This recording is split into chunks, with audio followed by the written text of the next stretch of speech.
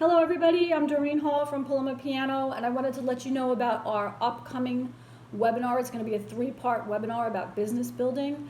We're going to talk about retaining students. Part 2 is going to be marketing and advertising, and part 3, my favorite, is going to be how to make money in the music gig economy. So let's dive in right now. This webinar is going to be on January 20th, Thursday, at 1 p.m. Eastern Time. It's going to be free. You'll find the description to the webinar in the link below. There's also a blog post on the homepage at www.palomapiano.com if you want to read it. But in this video, I'm going to give you start thinking about student retention. Just evaluate your situation. If you have a full studio and a big waiting list, then you don't have to worry so much about student retention. In fact, then you might want to refine your student population and get it down to your best students or something like that. But if you are kind of wanting to pick up some more students or wanting to build your business, the best way to keep your studio thriving and healthy is to retain the students you have. It's been a little bit of a challenge with the COVID shutdown and transitioning to teaching online. So we're going to work on that in this webinar that's coming up. So some of my favorite ways to keep students coming back, and I've been teaching for 37 or 38 years, since 1984. And my longest student I think I had for 14 years, and I usually have at least my students for 5, 6, 7, 8, 9, 10 years. So, you know, I want to keep them coming back because it's rewarding for me when the students learn and come back, and it's also a great way to keep my business going and building. And that has changed a little bit in the past 2 years with the shutdowns and with the online teaching. But here are my favorite ways to keep my students coming back. I want to make sure that my students are making progress and that their parents are aware of it.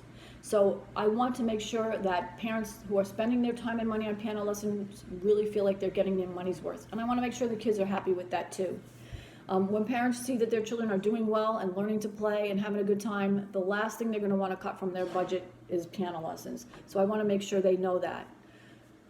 I want to assign repertoire that makes my students feel great, makes them feel like winners. So in addition to whatever they have to do that's a little bit more challenging and the standard repertoire, I'm going to assign them maybe some popular music or some pieces with an ostinato left hand, some of those things that I have on my website that can just make them sound great right away. I've had some students really turn around with just having that feeling of being able to, they can play well.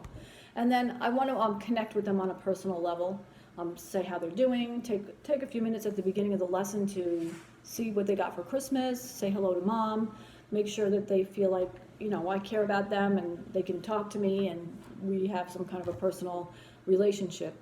Send a birthday card or a personal message from time to time. Definitely thank you notes if they give me gifts, things like that.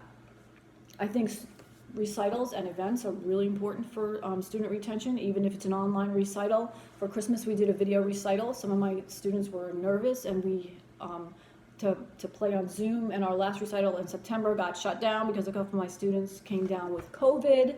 So we did everybody submitted a video and I turned it into a really nice like Christmas card type movie that they were all playing the background track of, and I gave it to them so they could share it with their families. I didn't post it on YouTube just because my students wanted to keep that personal for their families. And then going on to the next point is, keep your pricing reasonable and competitive. I see it on Facebook a lot. People raise their prices by 30% or 40% and they wonder why people drop out. Everything's kind of dicey right now, especially here in the US with prices going up. And if all of a sudden you give a large price increase without warning, people who are on the edge may drop out. If you don't want that to happen, make sure you give them plenty of warning and leave an open line of communication so that if someone really is struggling in my studio, if someone really is struggling, once in a while I will keep rates where they are. I also know some teachers who do what we do on palomapiano.com, where they have legacy rates. Like on Paloma Piano, whatever price you sign up with is the price you get forever. And some teachers, to encourage students to stay in, they will keep legacy pricing. So if they sign up at a certain rate, that rate will stay the same. That's something you'd have to decide whether it was financially advantageous for you to do or not. And then my next point is to be generous. When I started doing Paloma Piano, I didn't know anything at all about marketing. I just had to build it and they will come mentality. But I've watched a lot of marketing videos and taken a lot of courses, and one of the golden rules of marketing is to give out high quality free content and serve your audience in the best way possible. So I want to serve my students in the best way possible. I'm not saying that you should give out free lessons and teach everybody for free, but give them some extra time, give them some extra music and things like that. so that they can, feel like you really are giving a lot out to them, and that will help them feel connected to you and help them feel appreciative of what you're doing. Be unique, be yourself, do what you're good at, play to your strengths. If you love pop music, teach some popular music. If you're a great classical player, focus on that. You can always try to add things as you go, but try to play to your strengths and then branch out from there. If you're really not into a certain genre or you don't know that much about something, just focus on what you are good at doing. And the one thing I always like to say to other teachers is, work on your own skills. Practice, never stop learning, and show off what you can do. Parents love it when you play at the lesson. They are happy to come to your recitals and hear the music that you write or the music that you play, or come to a church service that you're playing at. If you don't feel like you're great concert artist, you don't have to be a great concert artist.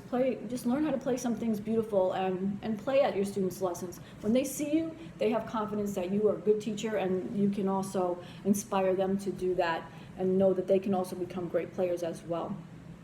I always tell everybody, imagine what you're going to be like by the time you get to high school, so that they can look forward to that, and that helps keep them on board. Celebrate success. So if your students do something, they win an award or they get accepted to an arts program, let your parents know about it. If you win a contest or a competition, let your parents know about it. That's really important as well. So these are just a few of the things that you can do to help retain students that you already have. In the webinar, I'm going to go step by step and do a deep dive into everything. There's going to be a PDF cheat sheet with a list of things you can do to help retain your students, and there's going to be a question and answer. So the webinar again is going to be January 20th. That's a week from Thursday at 1 o'clock Eastern Time. There's a link in the description below, so go ahead and sign up, subscribe to the channel, and I hope to see you at the webinar.